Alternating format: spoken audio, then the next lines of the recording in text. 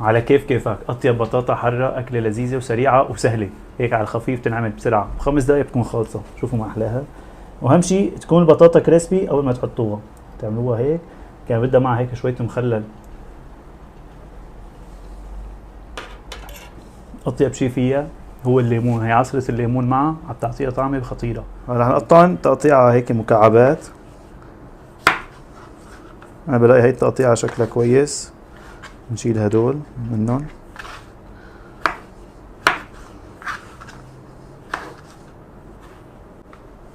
يعني هي من الاكلات البسيطة كتير على فكرة، بس طيبة يعني ومحبوبة كتير.